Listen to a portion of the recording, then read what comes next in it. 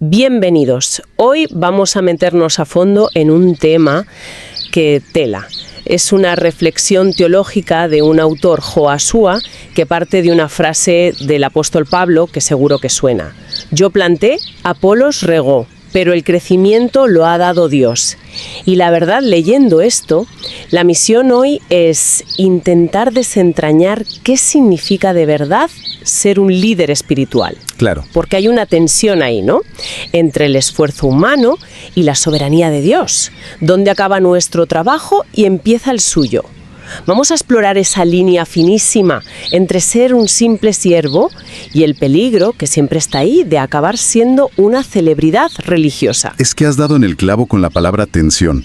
Esto no es una cuestión teórica de seminario, ¿sabes? No, para nada. Es el núcleo del asunto, el dilema de cualquiera con una responsabilidad.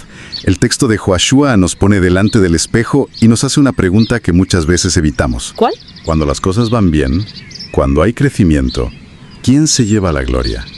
¿La herramienta o la mano del artesano? La mano del artesano, exacto. Pues empecemos por ahí, por el papel de la herramienta. Pablo es súper directo. ¿Qué es Pablo y qué es Apolos? Meros siervos. Meros siervos. Y Josué dice que esto es lo primero que se nos olvida. Y yo me pregunto, ¿por qué? Si parece lo básico. A alguien le dan una posición de liderazgo por sus dones, por su carisma. Y lo primero que se le pide es que se olvide de eso. A mí, me choca un poco. ¿Cómo se gestiona esa paradoja? Es que lo fascinante es cómo lo enfoca Josué. Según él, ese olvido, esa amnesia, nace de algo muy simple. Olvidar de dónde venimos. El punto de partida. Exacto. Nadie empieza siendo digno o supercapacitado. Y Josué usa unas imágenes bíblicas de una potencia tremenda. Sí, las he leído. Habla de cómo Dios nos rescata no por nuestro valor, sino por su soberana misericordia. Nos compara, citando a Ezequiel, con un recién nacido abandonado en el campo, ensangrentado, sin que nadie se apiade. Uf, qué imagen más dura. No habla de alguien con potencial, sino de alguien desahuciado. Totalmente desahuciado. O citando a los Efesios, nos recuerda que estábamos literalmente podridos en delitos. No éramos un proyecto de restauración, éramos una ruina. Ya. Y aquí es donde Josué mete la gran paradoja, que lo cambia todo. Los líderes, los siervos, servimos a aquel que, siendo la gloria personificada, fue despojado de toda gloria para vestirnos a nosotros. Claro. Por tanto, la humildad no es una virtud opcional como una medalla que te pones. Es la única postura coherente. Olvidar que somos siervos es olvidar el Evangelio. Vale, esa base es potentísima. Partimos de la ruina, no del mérito. Y desde ahí, Josué construye con dos metáforas que usa el propio Pablo. La primera, si no me equivoco, es la agricultura. Dice, la iglesia es labranza de Dios. Eso es. Y me llamó la atención como matiza, no es un jardín silvestre ni un huerto autogestionado. Ese matiz es crucial. Lo que está diciendo es que la tarea pastoral no es un emprendimiento humano con ayuda celestial, que es como se ve a menudo. Una visión muy de empresa, ¿no? Muy de coaching, sí. La visión bíblica que rescata Josué es de dependencia radical. O sea, que no es como un director general que pide inspiración divina para su plan de negocio. Es más como el agricultor de antes, que sabe que puede arar y sembrar, pero si no llueve... No hay nada que hacer. Exactamente esa es la idea. Sin el agricultor divino, el que planta es irrelevante y el que riega también. La semilla ni germina. Claro. Josué cita ese verso del Salmo 100. Él nos hizo y no nosotros a nosotros mismos. Y añade que esto nos arranca de la ilusión del autoengendramiento. Una frase demoledora para el ego. Es que el fruto no puede presumir de su sabor. Exacto. Su existencia revela el cuidado del agricultor. Por eso Pablo insiste tanto. Ni el que planta es algo, ni el que riega. El objetivo, según entiendo, es que el siervo se vuelva invisible. Como un cristal tan limpio que solo se vea a Cristo a través de él. Esa es la meta. Que Él sea todo en todos. Cualquier cosa que desvíe la atención hacia el jardinero es una distorsión. Es robar una gloria que no nos pertenece. Y es interesante porque si la agricultura habla del origen, del orgánico, la siguiente metáfora, la del edificio, parece que pone más el foco en nuestra responsabilidad, ¿no? ¿Voy bien? Vas perfectamente. Son las dos caras de la misma moneda. Dios da el crecimiento, la labranza, pero nos da la responsabilidad de edificar sobre ese crecimiento. Y aquí es donde se pone serio. muy serio. El fundamento, dice Pablo, es inamovible, Jesucristo. El problema no es la base, sino los materiales que usamos para construir encima. Y aquí el texto se vuelve súper gráfico. Habla de materiales de mala calidad. Ladrillos de legalismo, yeso de espectáculo religioso, techos de ambición pastoral. Sí. A ver, un ladrillo de legalismo hoy, ¿qué aspecto tendría? ¿Una lista de reglas sobre cómo vestir o es algo más sutil? Puede ser ambas cosas. Lo evidente, una lista de prohibiciones que asfixian la gracia. Pero a menudo es más sutil, como decías, es una cultura donde la espiritualidad se mide por el cumplimiento externo, donde se juzga constantemente, donde el hacer importa más que el ser. Eso es. Ladrillos que parecen sólidos pero que crean muros en lugar de un hogar. Y lo mismo pasa con el yeso de espectáculo religioso. Que supongo que es todo lo que busca el aplauso, la emoción del momento. Exacto. El ministerio enfocado en el evento, en la producción impecable, en la música que te genera una catarsis emocional, pero que quizás no transforma la vida de lunes a sábado. Claro. Y los techos de ambición pastoral son la culminación. Josué es muy duro aquí. Dice que con esos materiales no se edifica la iglesia, sino ministerios de puja por el poder y el control. Vaya. Construyes tu pequeño reino, tu marca personal, una plataforma para tu ego. Y aunque lo hagas en nombre de Dios, compites contra su reino. Es como una burbuja inmobiliaria espiritual. Construcciones que parecen impresionantes, pero que a la primera dificultad se vienen abajo. Y esto me lleva a otro peligro que denuncia el autor, uno más silencioso: el corazón mercenario. Sí, y este quizá es el más peligroso porque se disfraza de piedad. Tengo que admitir que esta idea me inquieta. Porque, a ver, ¿quién no espera algún tipo de recompensa por un trabajo bien hecho? Me cuesta ver la línea entre una motivación sana y esta trampa. ¿En qué consiste exactamente? La clave, como decías antes, está en la intencionalidad.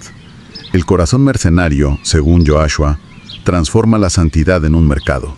Es hacer las cosas Para ganar estatus.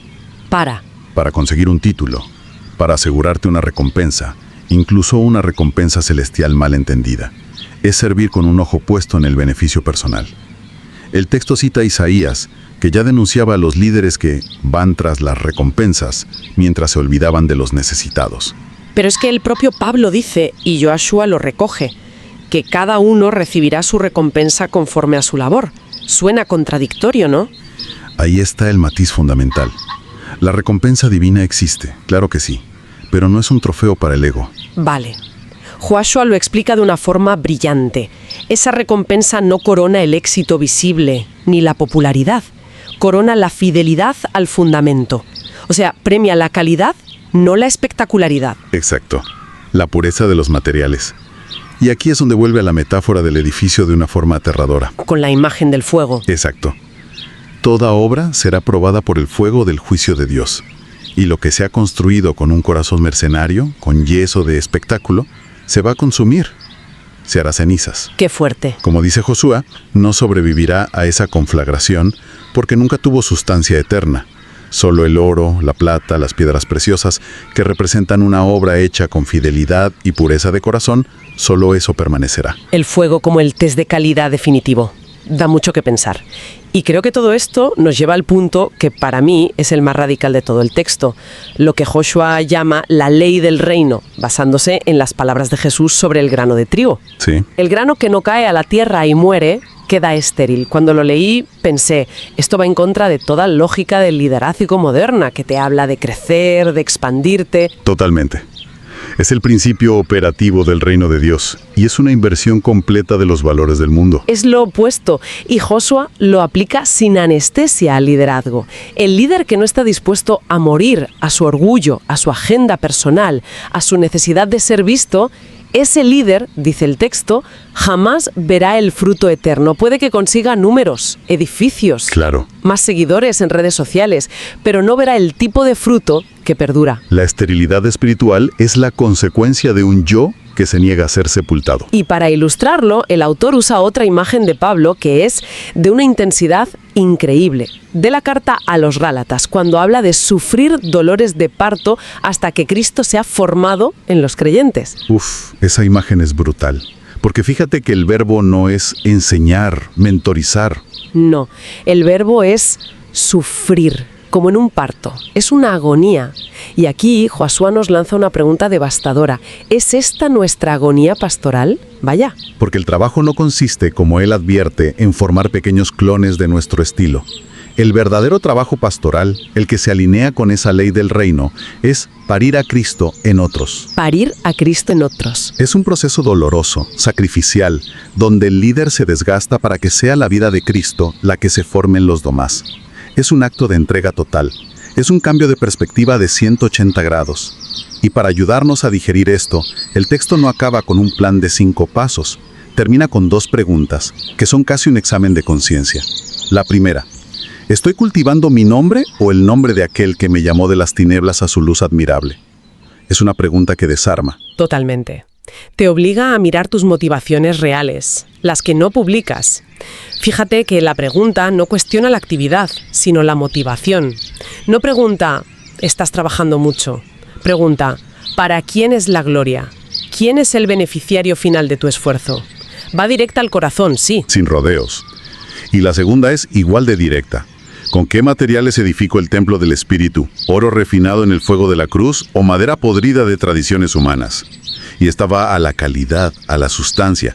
De nuevo, no se enfoque en lo visible, en el tamaño del edificio, sino en su integridad. La enseñanza, la cultura de esa comunidad, ¿se basa en el sacrificio de Cristo, el oro refinado, o en costumbres humanas y estrategias que son como madera podrida? Claro. Son 2 preguntas que cambian por completo el baremo con el que medimos el éxito. El texto concluye con una oración que es en sí misma un resumen perfecto. No la vamos a recitar, pero sí me gustaría que nos detuviéramos en sus ideas clave, porque son muy potentes. Desde luego, esa oración es una destilación de todo. Pide a Dios que arranque la raíz de usurpación, que es ese deseo sutil de apropiarse del rebaño, de sentir que es mi gente, mi iglesia. Y expresa ese anhelo de ser semilla sepultada, no fruto exhibido, que es la esencia de la ley del reino. Totalmente. También pide que la palabra de Dios no se domestique, para hacerla más fácil de tragar, sino que mantenga su filo. Y termina con una petición que lo resume todo. Que cuando llegue el fuego, lo único que quede en pie sea Cristo. Es una rendición absoluta. Absolutamente. Es el reconocimiento final de que cualquier cosa que construyamos que no sea Cristo mismo no vale nada. Entonces, si tuviéramos que quedarnos con una idea central de esta reflexión de Joshua, creo que sería un llamado radical, casi violento, a la humildad. Una humildad que no es falsa modestia, sino la consecuencia lógica de entender quién es Dios y quiénes somos nosotros. Sí. Un llamado a que el líder se vuelva transparente para que la gloria de Dios sea el centro, sin filtros. Totalmente de acuerdo. La prueba definitiva de cualquier labor espiritual no es su popularidad en el presente, ni su tamaño, ni su relevancia. Es su sustancia eterna. Lo que sobrevive al fuego. Es aquello que sobrevive a ese fuego purificador.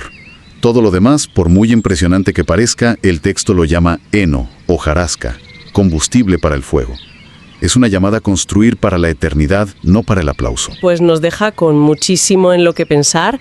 El texto de Josué nos ha retado a mirar cómo se lidera, qué materiales se usan y sobre todo para quién se construye. Pero para cerrar me gustaría dejar una pregunta en el aire. A ver.